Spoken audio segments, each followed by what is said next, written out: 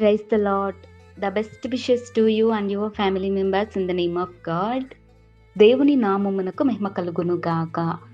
దేవుని నామం పేరేట మీకును మీ కుటుంబ సభ్యులకును శుభాభివందనములు. ఈరోజు దేవుని వాగ్దానం. Today God's promise. దురాశ గర్భమును ధరించి పాపమును కనగా పాపము పరిపక్వమై మరణమును కనును. యాకోబు రాసిన పత్రిక 1వ అధ్యాయం 15వ వచనం. Then desire when it has conceived gives birth to sin, and sin when it is fully grown brings forth death.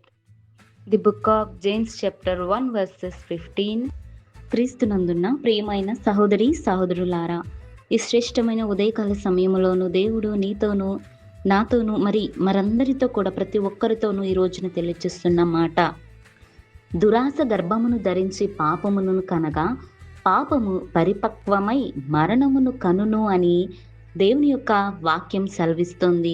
చూడండి, మనుషులలో దురాశ స్వభావమును, చెడుతనమును, ఆ యొక్క చెడ్డ ఆలోచనలతోటి పాపమును గర్భమునుగా ధరించుకొని వారు మరణము నొందేలాగున వారు ఆ స్థితికి దిగజారుతున్నారని దేవుని సెలవిస్తున్నాడండి.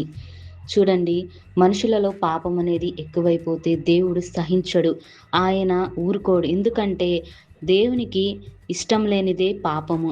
ఆ పాపమును ఎవరైతే గర్భముగా ధరించుకొనుచున్నారో దానిని బట్టి వారు మరణము నొందుతారు. వారికి అనేక శ్రమలు, దేవుడు వారి జీవితమును నాశనమును చేయగలడండి.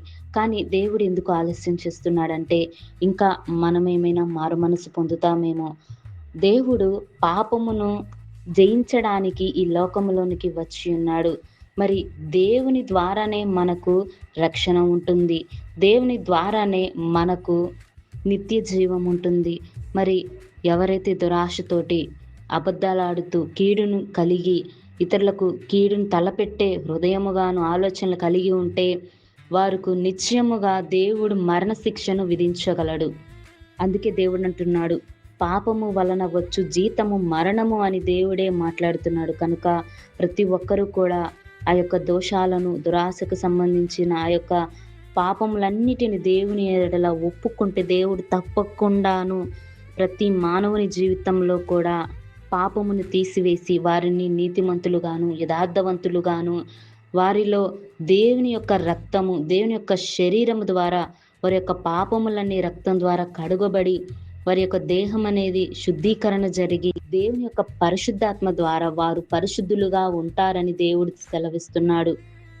ఎవరైతే మారు మనసు పొందుకుంటారో, దేవుడిని నిజ రక్షకునిగా అంగీకరిస్తారో వారు ఈ పాపములన్నిటిని విడిచిపెట్టి దేవుని వైపు చూస్తూ పాపమునకు ప్రాయశ్చిత్తంగా పశ్చాత్తాపడి కన్నిటిని విడిచి దేవుని పాదాల చెంత పడినట్లయితే దేవుడు తప్పకుండా వారిని క్షమించి తన హక్కున చేర్చుకోగలడు. ఆయన ప్రేమామయుడై ఉన్నాడు. కనుక దేవుడు ఈ వాక్యమును మనందరి జీవితాలలోనూ మారు మనస్సును కలుగ చేసి దేవుడు మన జీవితాలలోనూ నూతనమైన జీవితాన్ని దయచేయునుగాక. ప్రార్థన.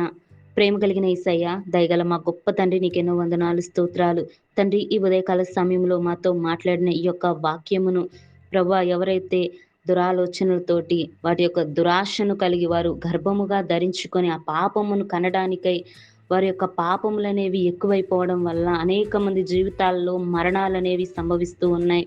ప్రభువా, నీవు తెలియచేసిన వాక్యమును తండ్రి ప్రతి ఒక్క హృదయాన్ని మార్చండి. వారందరికీ మారు మనస్సును దయచేయండి. నీతిగాను నీ రక్షణలోనికి వచ్చి తండ్రి యథార్థంగా జీవించటానికి నీ కృప దయచేయండి. నీ కాపుదలను దయచేయండి దేవా. ఈ వాక్యం ద్వారా ప్రతి కుటుంబ జీవితాలలోనూ తండ్రి వారి తప్పులు ఒప్పుకొని పాప క్షమాపణ కలిగి తండ్రి నీ ఎడల పశ్చాత్తాపడే అట్టి హృదయాన్ని వారందరికీ దయచేసి ప్రతి ఒక్కరికి మారు మనస్సును అనుగ్రహించమని యేసయ్య నామమున వేడుకొంచున్నాను తండ్రి. ఆమేన్.